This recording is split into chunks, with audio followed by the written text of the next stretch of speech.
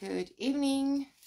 Good evening, everybody, and welcome to another episode of Fertility Talk. And I'm just going to wait a few minutes for people to start getting the notification and joining us. Hi there. Thank you for joining. Wendy, thanks for joining. Hi, everyone. Thanks for coming on board. Samira, Karim, Kelly. Thanks for joining. You guys are coming in fast now. Thanks everyone for joining us this evening. I've got very little light, guys. We're in stage 6 here in Cape Town. For those that are I'm not sure what it's like in Joburg at the moment, but we're in stage 6 and it's our turn for 4 hours of load shedding. So I had to wiggle to make this happen tonight.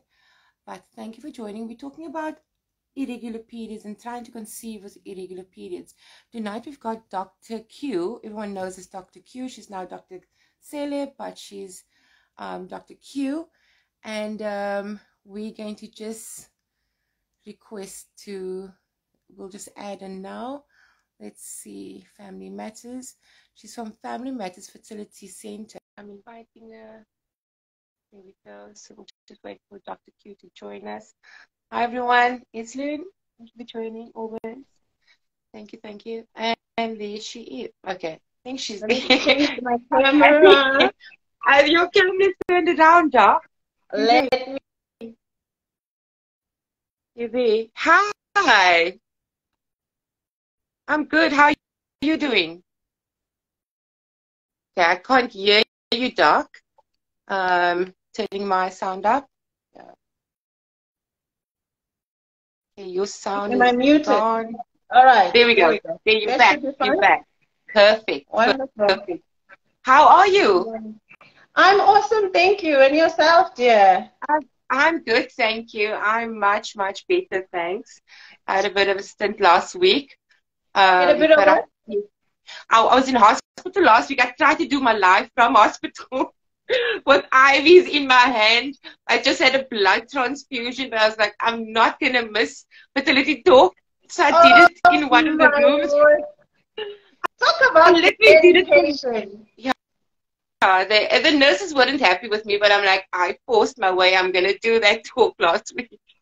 Oh, my word. Yeah, we thank God for life, hey? Here you are today, glowing as if nothing happened.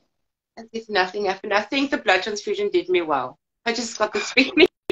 And funny enough, we're talking about blood today. Wow. Blood absolutely. Absolutely weird. So yeah, we're talking about irregular periods, and like 5 minutes before I did the talk, I was chatting to someone also asking me about the irregular period that she has. And I forgot to mention to her that we're actually doing this talk now, so please log on. So Doc, thank you for joining. Thank you for always availing yourself. I know we've got you next week again, which is really exciting. But thank you for availing yourself, and it's always fun having a conversation with you. You just make everything so fun. Thank you, darling. Always a pleasure being here. Awesome. If you can just, for those who don't know you, maybe just introduce yourself, please. Okay, no problem. I am Dr. Q Cele, new brand. But I'm commonly known as Dr. Q. I am a gynae and I am a fertility specialist. So that's my field of focus, fertility, and all things fertility and infertility. So I am based in Gauteng, Pretoria. And yeah, I'm loving what I do. We love getting the good results that we do get. We love changing the lives of people, and it fascinates us, and we are grateful to God for using us to be that helping hand and a hand of change in people's lives. So that's why we're here, and we love sharing knowledge. So here we go. Thank you, Doctor.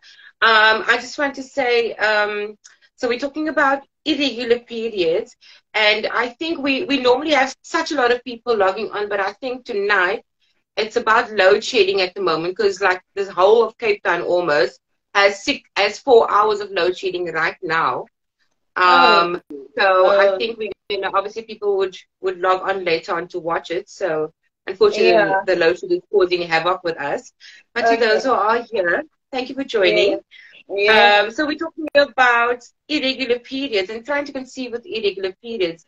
And one of the first questions is, what is an irregular period? Well, I'm glad actually that's our first question. And I'm all about breaking misconceptions and bringing about understanding, because when people understand what they're dealing with, then they are able to manage it better and make better decisions. So that's why I think that's actually a good question. What are we talking about when we are saying, I have an irregular period? And you know what, Leanne and everybody that's joined us today, you'll be surprised. Women will come and say, I have an irregular period and that's why I'm coming to see you. I'm worried about my period. And I'm like, oh, okay. So what do you mean that you have an irregular period? And the lady will be like, look, I menstruate at the beginning of the month.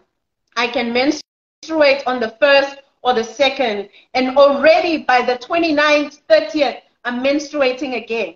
Like, I menstruate twice. Or maybe they'll start by saying, I menstruate twice in a month. Yeah. And then I'm like, okay, when you say twice in a month, like, what's the time frame? Then they'll be like, I'll be menstruating at the beginning of the month, on the 1st or the 2nd, but the month won't finish and I'm menstruating again. Yeah. I'm like, okay. And then others will be like, okay, I am not able to menstruate on the same date. What do you mean the same date?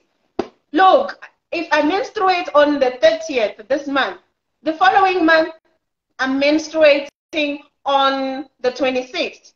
The following month it's the 24th or the 23rd. My date always changes, so my periods are always irregular. I can just never know when I'm getting my period. And obviously it puts a smile on my face because I'm happy to hear that, because all these women are telling me is that they have nice, perfect, timeable periods. They just don't know how it works. So the right question to ask, or the right knowledge to have, is, what is a normal period?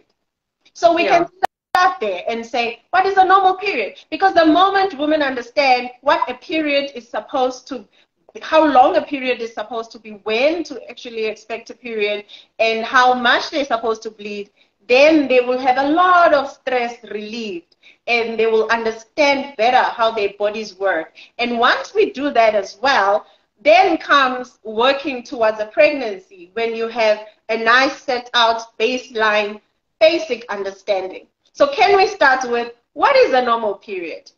And then anything that comes outside what a regular period is will then be an irregular period. And then we'll be able to answer that question. So here we go. Our periods are regular when we bleed for 2 to 7 days. That's a normal period. A normal period is a period that can last for 2 to 7 days. So a woman can come and say, I don't bleed for more than 3 days. My periods are too light. It's okay. A normal period is 2 to 7 days. An average woman, majority of women will bleed for about 3 to 7 days or 6 days, 3 to 5 days. 5 days they're done. Others will be spotting for the last 2 days. And hardly will you find women with a heavy bleed on the 7th day. So if a woman is bleeding between 2 to 7 days, it's still considered a normal period. That's one. So that's the duration of the bleeding. And then comes the frequency of the bleeding. After how long should you bleed? Now, a normal period should be anything between 21 days to 35 days. So, if you are bleeding every 25 days, it's good for you. You understand? So, let's say I have that's what we call a cycle. So, your cycle will be 25 days. If you start seeing your blood on the first day, that's your day 1. I'm taking this basic all the way to trying to fall pregnant. Yes. Now, if you see your period on day 1, that is your first day of bleeding. And then you start counting. By day 3, your period is light. By day 6, your period is gone. You continue counting day 10, and then all the way till day 25. On the 26th day, you see your period again.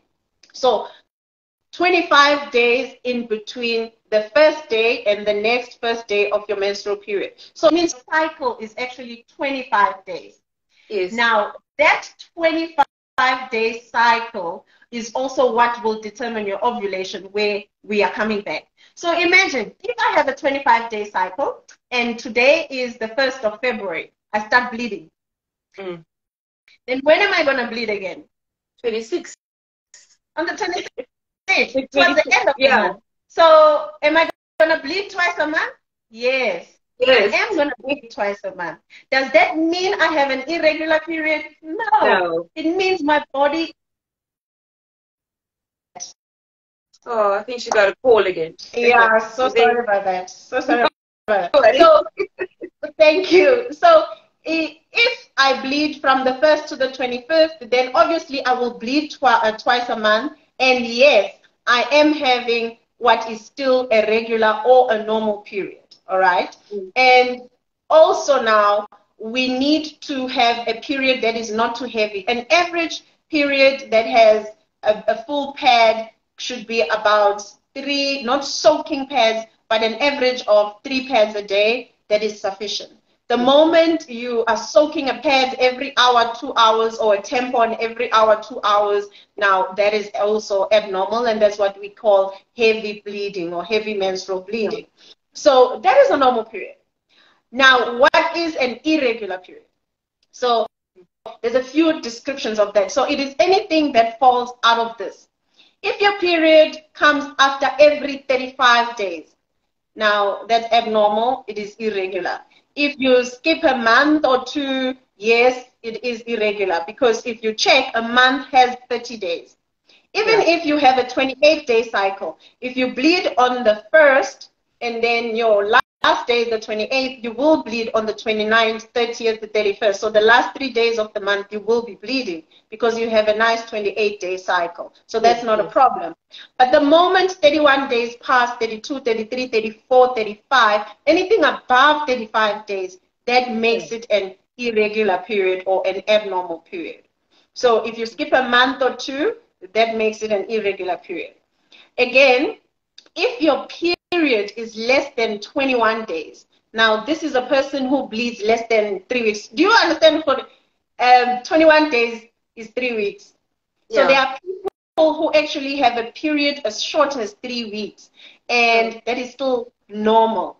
So meaning, yes, there are people who bleed twice a month. They will bleed at the beginning of the month. If it's the 2nd, then they will bleed again on the 23rd, for example, of the month. And that's actually fine for them because it is still within the 21 days, which is the shortest menstrual cycle that is considered as normal. So that is what we mean by an irregular period or an abnormal period. There are some women now who will bleed every 2 weeks, then that is a problem and that is irregular. But there are many causes of that, and it's something that we actually are going to discuss. But I hope when it comes to what is a normal period and what is an irregular period, we are all clear now. So if we are bleeding within 21 to 35 days and we are bleeding for 2 to 7 days, we're still good. Anything outside that, that is irregular. Okay, perfect. Thank you, doctor. The next question is, what causes an irregular period? Okay, so now we want to know, okay, so I am bleeding every 2 weeks, or I am bleeding. It depends for different people. Other women will be like, I'm bleeding every 2 weeks. Others will say, I have bleeding after intercourse, and that's irregular. Or others will say, look, I know when my period is, but I bleed in between my periods. And then others will say, look, I do bleed for my period, and then after my period, or once I've finished my 5 days of bleeding, there's another extra 4 days of another 5 days of bleeding. It's still blood, but it's old blood. you know, and it's not the spotting that I would usually have. So there's different causes for all of that. When we talk about bleeding after intercourse, that is what we call post-coital bleeding. That is irregular. That's where women will be experiencing an irregular period. They'll know when their period is, and then after intercourse, they know they'll be bleeding. Now, mostly, if you think about it, it means there is something that happens during the friction that triggers bleeding. Then that should be a call for concern, because it means there is contact. There's something that is contacted that gets upset every time there's a visitor there. So it means somebody needs to peep up there and see who's this person who is so anti-intercourse, you know, who just doesn't want you to have fun. And usually you find that it's things like what we call cervicitis, which is an inflammation of the mouth of the womb. So if the mouth of the womb is like this, with sexual intercourse, you know, there's contact on the cervix the whole time. And if there is something around the mouth of the womb, that is what will be irritated. So it could be infection like thrush, and that's very common. That's very common. Thrush is very common. I don't think there's a day that goes by where I'm not treating somebody for thrush. And I think that's a topic that also we just need to discuss as women. But thrush or candidiasis, what's the other word that people use?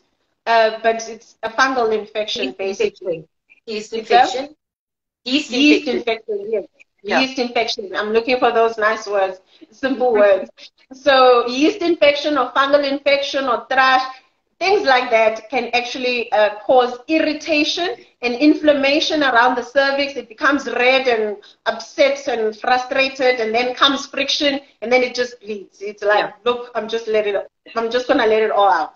And then it could be thrush, it could be bacterial vaginosis, or any other form of infection. So when a woman bleeds after sexual intercourse, that is not something to stay at home with. They just need to come up and come to us, and we check what is it that is actually irritated up there. Again, something more sinister would be either a polyp that is sitting around the mouth of the womb, or it could be even something as big as cervical cancer, where there is a lesion there, and every time somebody comes to visit, it gets irritated, and then it just starts bleeding. So post-coital intercourse or bleeding after intercourse is a serious red flag, and we need to quickly go and get it checked out, because it really indicates that there is a problem up there. Now, and then when it comes to bleeding after menstruation, there is a condition that is called an isthmocele, where you find that women who've had a previous cesarean section, and now when they start having their period, they will have their 3-day period, and then that's when now the extra 5 days of bleeding and old blood comes in, and they're wondering what exactly is going on. So that is when, after the cesarean section, there is a section which we call a niche, and it's something like a cavity like this in the lining of the womb. So the lining will be going flat, but where the cut was, or the incision for the Caesar was, there's a small gap where the suturing actually took place, and part of the suturing did not take heal very well or be sutured very well. Then there is blood collection in that area. So you bleed, blood passes, and then it collects in the niche. We call it a niche, or an isthmocele. So if you are bleeding, and then there's extra few days only after your period, that irregular bleed, it's mostly indicative of an isthmocele or a niche, and it is mostly diagnosed by your history when you tell us the specifics of the bleeding, and we also do a sonar, and we are able to diagnose that one. Okay, but simple things that can actually cause you to have irregular bleeding are things like even stress itself. Being stressed out at work or home or anywhere else that we need to watch out for. It sends the wrong signals, it sends the wrong hormones. Your adrenal glands start secreting hormones like cortisol, your fight or flight hormones, and that actually affects your ovaries, and your whole system can actually be upset. So simple things like stress, even excessive exercise can actually cause your periods to be irregular or even disappear. And this is something that we see mostly in athletes and other people who exercise a lot. And other people that, other women that get affected with irregular bleeding are women who have excessive eating disorders, things like anorexia, where they end up not seeing their periods as well. That also has an effect on their chances of actually falling pregnant or their fertility. All right. And then we can have conditions as well, medical conditions that can cause irregular bleeding. And these are things that we need to check out for, like thyroid issues, women who have low, this is a thyroid, it sits here, and women who have low thyroid hormones, so blood test needs to be done for us to actually confirm this. So women who have that, but a very common cause of irregular bleeding, it's those women who have their periods after 35 days, 40 days. They see their periods less than 6 times a year, and they're wondering how are they actually going to fall pregnant, and when can they even time their pregnancy. So that is associated with polycystic ovarian syndrome. And that's a huge topic on its own, and I'm sure you've covered it a few times on your site. And but just to give a broad understanding to people who are actually joining us for the first time and they don't know what polycystic ovarian syndrome is, it's actually a hormone condition, and it's associated with the ovaries, and it's associated with high levels of insulin. But what it does is it causes women not to ovulate. So women don't release an egg that can actually help them to fall pregnant. And when what they would see is missing their periods, having their periods after every 40 days, 60 days, or even 90 days for some women. So when they don't see their periods, or they see their periods less, and then there are other hormones where male-related hormones like androgens are high, then it's women with lots of acne. They'll be having acne on the face, on the cheeks mostly, on the forehead. They can have acne on the chest. They can have acne on the back. You know, they have severe acne. And they've got male-related hair growth, which will be growing mustache, growing beard. They shave, they wax, they laser, you know, for cosmetic effect. They've got sideburns, you know, and they've got loss of hair or balding. But excessive body hair on the hands, on the nipples, on the tummy, on the inner thighs, you know, there's like different areas and 8 areas that we actually look at to actually diagnose this whole condition. And it's a syndrome because it's not just irregular periods, it's irregular periods with these male-related hormones, the androgens we talk about, you know. And then we look at the ovaries on sonar. And there's a particular pattern, mostly called the pearl-like pattern of the location of and the number of the follicles or the eggs that we see in the ovary. Then we know that, okay, if you have 2 out of these 3 signs, this is polycystic ovarian syndrome. So you see, this is something that women cannot actually diagnose on their own. The moment they feel that they are falling out of the normal that we discussed earlier on, then it is a call to say, look, Dr. Q told me this is what a normal period is. I'm not falling under that bracket. Let me just go get a checkup, because it could be one of many things. Some women run out of eggs before the age of 40, and that's primary ovarian insufficiency. And they wouldn't know. They will miss their period. Sometimes they see it and it's light, and then it's gone for 2 months, 3 months, you know. And those are things that we can diagnose by doing a blood test. Okay. Let's go to the next one. I'm struggling to see you because I've got very little light. So please bear with me. Oh, I'm so sorry. The life that we are living now in SA. Yes. Okay. Is it difficult to get pregnant with irregular periods? Yes. Especially if you're going to do it on your own, you know, because you never know when is the right time to actually time for pregnancy. With irregular periods, as I said, especially for women with polycystic ovarian syndrome, they don't even ovulate. So if there's no egg, there's no partner for the sperm to go and meet and make a baby, therefore we don't get a baby. So yes, it is difficult to fall pregnant with irregular periods, but I think the first and foremost, like simple things, even when you come to us and you have what you have on your own as a calendar, women need to start keeping calendars. There's, we don't always keep track of when was the last time. You'll be like, when was the last time you menstruated? I'm like, I think, did I menstruate this month? I'm not sure. But if you keep a calendar, when you become intentional about falling pregnant, then you keep a record. So the first and foremost is just keep a record. And these days we've got apps, multiple ovulation apps that women love. They'll be like, my app says, according to my app, and please keep an app. Just keep an app. But one thing about the app is, it is a computer. It is computerized, and it's junk in and it's junk out.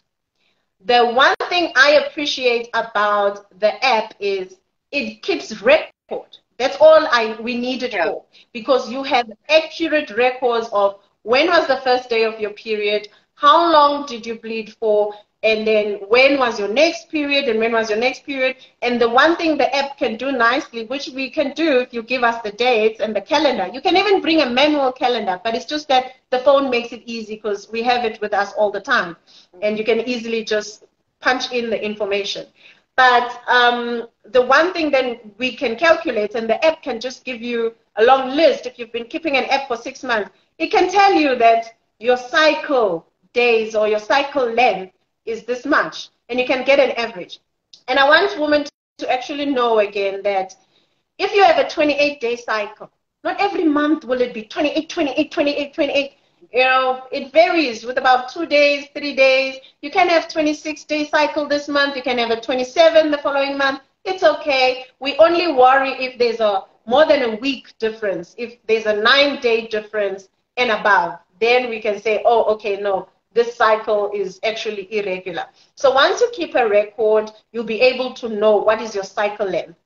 Can I teach them when ovulation is, or we coming to that, or how to time for pregnancy when they have irregular periods? So we're going to do the signs of pregnancy now. So then maybe I think you can bring it in there, if that's fine. The signs of pregnancy. Yeah.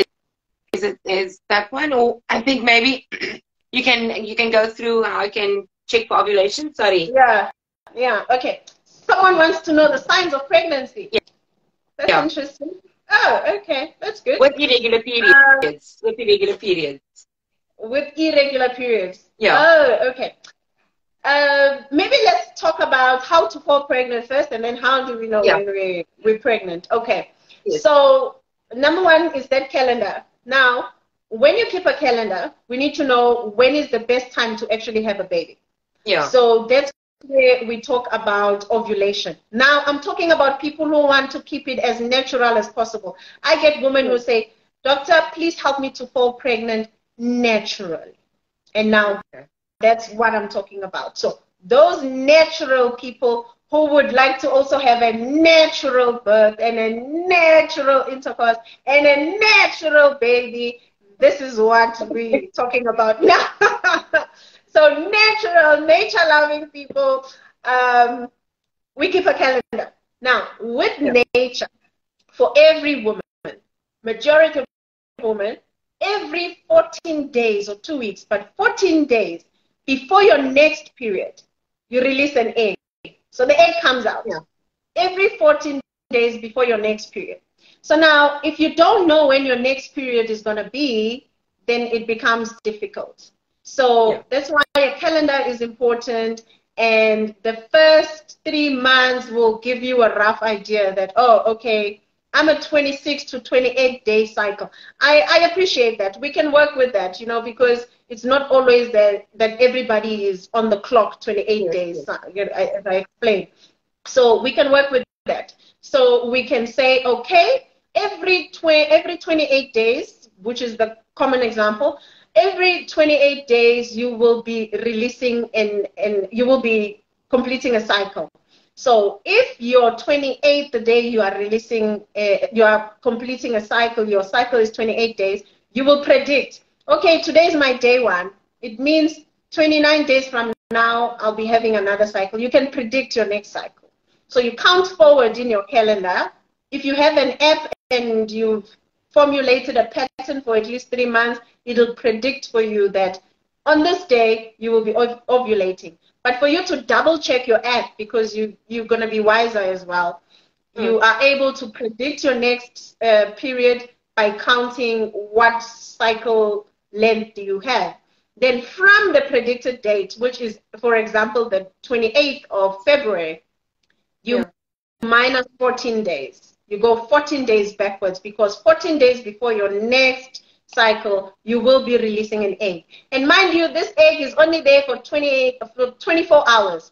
You've only got 1 day. So if you don't know when exactly this egg is coming out, then the boys will miss out, and you know, we won't be having that baby. You can have intercourse soon after menstruating and take a break, but if you've missed the day of ovulation, then you will not be able to fall pregnant. So you can predict that day. How do you know you're ovulating? There are simple signs that other women can pick up, which would be things like, women will say, no, I know when I'm ovulating because my breasts are tender, or I have a pain on my right if I'm ovulating on my right, or on my left, I know, okay, this one is released this month, you know, or they'll be like, okay, I feel the pain, or I get bloated, or my discharge gets a bit more and it's sticky, you know, all those things. Or my temperature gets a bit warm. So those are all symptoms or signs of ovulation. I get nauseous. I get nauseous as soon as I ovulate. I actually get nauseous. It's the weirdest thing. Like, seriously, you see, I get you also got your own sign. On that very morning. I'm nauseous. And then you know, this is it. The girl is out. You see, so most women actually have, but you know, it's funny enough, I don't know, I never know when I'm ovulating. Like, all those signs and symptoms that I'm actually listing, those are things that I know women actually go through. But personally, I even if I'm doing an ovulation test, I will not be getting any nausea as an indication, or an alarm, breast tenderness, or whatever. I don't have those symptoms. So now, for people who don't have that, how do they know? There's technology again. Because the app can tell you that you are ovulating from tomorrow, you know, but are you really ovulating? Is your body really releasing that egg? How do you know? Because this is just a program and a calculation that is done by the computer, the people who set up the app, using medicine and knowledge. But is your body really complying to that? Because yes, the app says I'm ovulating. Am I really ovulating? So if you have those symptoms, good, you've got your confirmation, and it goes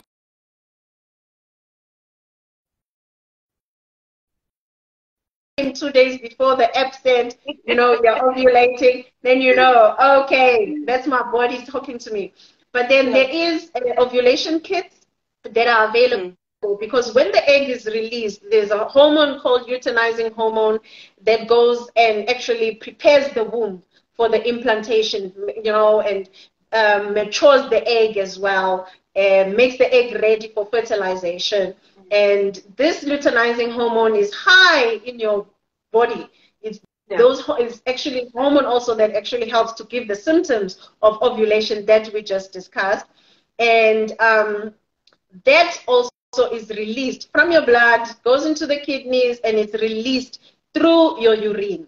So that's where the ovulation kit actually comes in. So you can actually wake up every morning and test your urine to pick up the exact day or range that the egg is actually there. Maximum, you have 24 to 48 hours, but the sperm there can last about 5 days. So if you know you're going to be ovulating on the 14th of February, Valentine's perfect timing, your body, you know, can sense.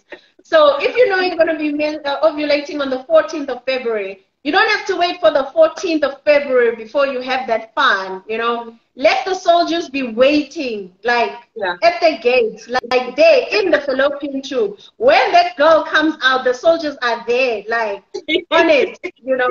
So they need to be there before, on guard, to say the moment she comes out, we are here, we're not going to miss it.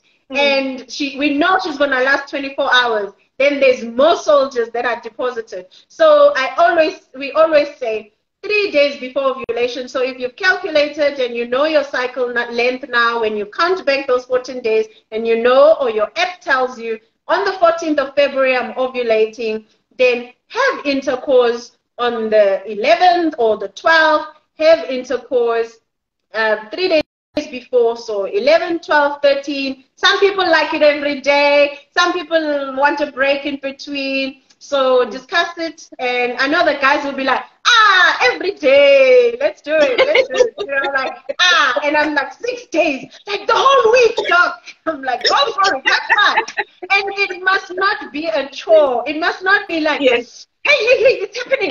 Leave the office right now. No, you know, put a spice to it, enjoy it, like, and men really usually when they feel what's the word, when it's just too organic and it's too planned, a lot of men just feel irritated and they don't want that. Like, now I must be called to the bedroom and say, leave what I'm doing, and you know. So I always tell women, listen, you time yourself, you do the peeing on the stick and testing, and just seduce your partner. You don't have to speak, hey, it's the time, it's the clock, it's, you know, no. Don't tell him that, Seduce your partner, take your things and, you know, do your testing, and you'll tell him when it's worked. And if it doesn't work, but sometimes, you know, it helps for emotional support because, like, doing a pregnancy test after doing the deed and all of this, and it comes back negative, and you have to carry that on your own. It's a heavy load on women. It just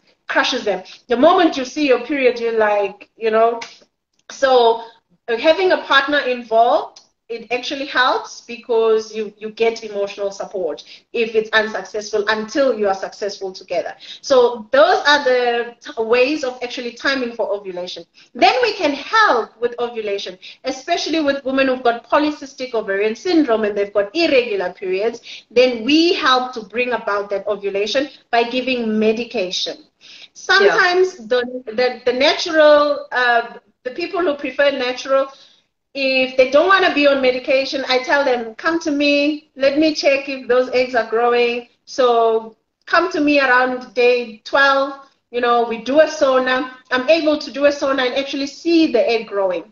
And if there's no egg growing, and we actually can do a blood test for the luteinizing hormone, which is more accurate than the ovulation test because they can give false positives, false negatives, and all of that. You know, not everything is 100%, but everything put together can actually lead us a step further.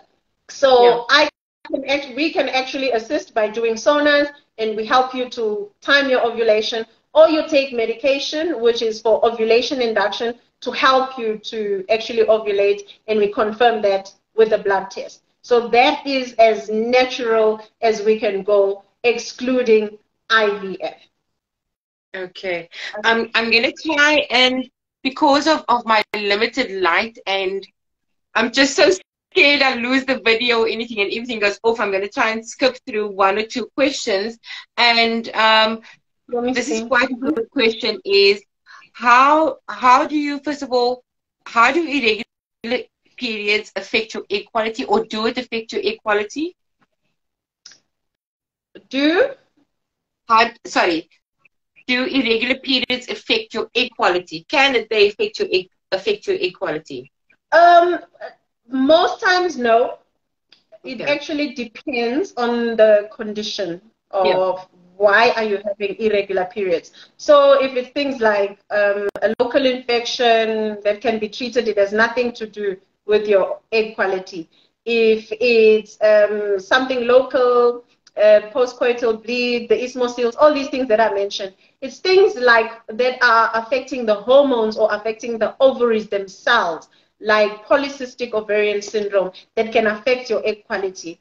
Conditions like endometriosis as well, when they have gone and affected the ovary itself, and there's inflammation around the ovary, and the fallopian tubes are affected, then yes, it can, and there's bleeding into the ovary, yes, it can affect the egg quality. So it depends on the condition, and that's why we need to know, why are we having irregular periods? What's the cause? And we go right to the bottom of the cause, and we treat the cause of the irregular period. So if your cause is something that affects your hormones, like thyroid, or polycystic ovarian syndrome, or it affects the ovary itself, like endometriosis, etc., then yes, it can affect your egg quality. And mostly for ovarian PCOS patients, we then put them on supplements. I won't go deeper into PCOS, but there are supplements that we put them on to actually assist with the egg quality as well. Okay. There's one question that, while you're talking about that, is how to treat irregular periods. So that would be for PCOS. And anyone else, if they don't have PCOS and they just have irregular periods, how would you treat them? Or how would we treat them? Okay. Yes. Yeah. So, okay. As I mentioned, then first and foremost is finding out why do you have irregular periods. So we will do a sonar, check the womb, check the mouth of the womb. Are there fibroids? Do you have endometriosis? If it's endometriosis, we put you on hormones and regulate that, or there's surgical treatment and all of that. But if it's a low thyroid, we give you thyroid hormones and you treat the thyroid, then your periods become regular. But most times, and even with PCOS, we have to put you on a hormone, which is mostly contraceptive tablets. Yeah. So meaning during that time of treatment, you will not be falling pregnant. Yeah. And especially for women with PCOS, when they come to me and they want regular periods and they want to fall pregnant, we have to distinguish that, okay, what exactly is it that is a priority right now?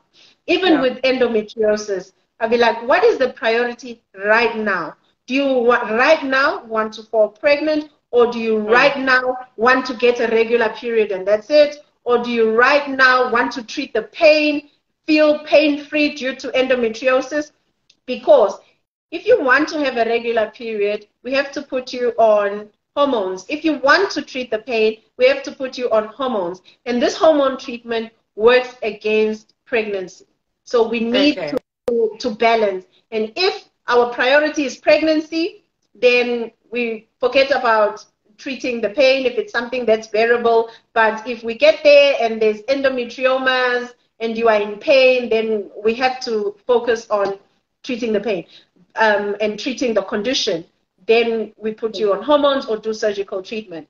But if the pain is something that's bearable, or you're having irregular periods and you want to fall pregnant, then we focus on getting you to fall pregnant directly.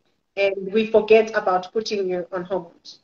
And then if it's other things, then it will be antibiotics or whatever it is that is actually the cause of the irregular period. Okay, thank you. The next one is, okay, so how do I know if I'm infertile if I have irregular periods? Or does it necessarily mean if you have irregular periods that you are infertile?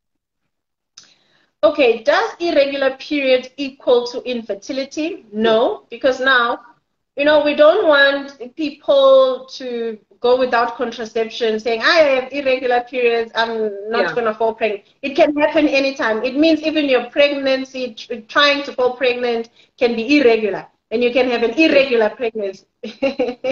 There's such a thing. But you know what I'm saying? You can have a random pregnancy because this month, you will be ovulating. That month, you're not ovulating, but it does not mean that you're completely fertile. It can mean that you are sub-fertile, so your fertility is not at its optimum, but with you knowing how to work around it or getting ovarian stimulation and regulating your period or treating the cause of irregular periods, you can be fertile. You are actually fertile. So it means you are sub-fertile, not that you are completely infertile. Okay. Wow. Okay.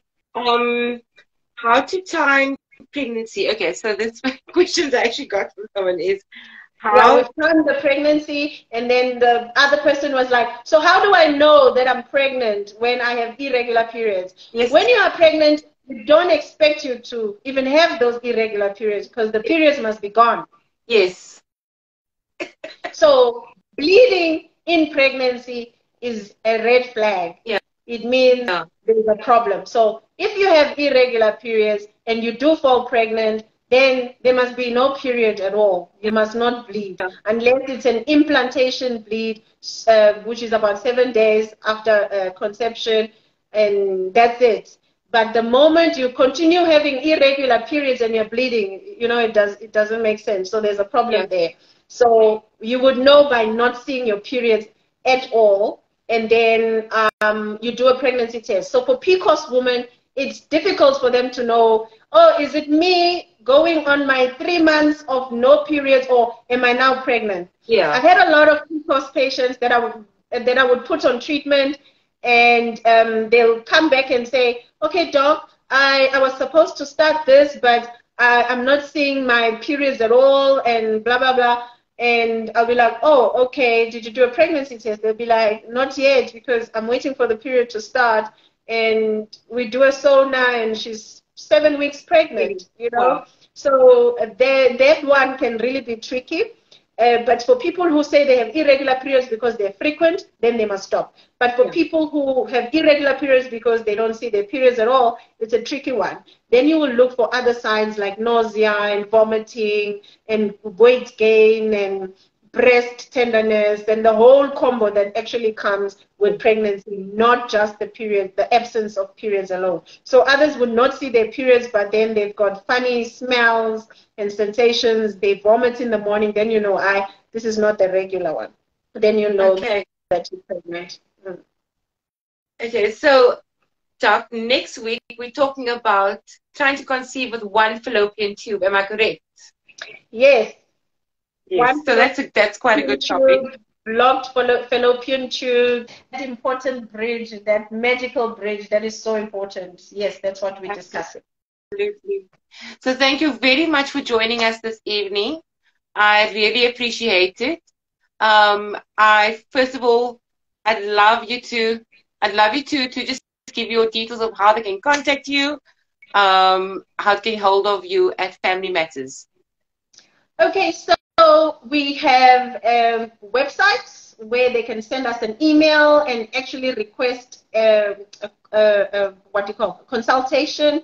And we've got all our information there at www.family-matters.co.za. And then they can also give us a call to book a consultation, 012-644-0299. And they can also check us on Instagram, Family Matters _fertility, and what else? And Facebook, Family Matters Fertility Centre. So it's been good being here, and thank you for having me. Then we'll do next week again. Yes. Thank you very much, Doctor. It's always so much fun having you here, and I think the women just stay glued to it because I think you're just so amazing to listen to. So thank you very much for the talk this evening. Have a great evening, and we'll see you next week, Wednesday. See you, Doc. Okay, bye to everybody. Thank you. Bye.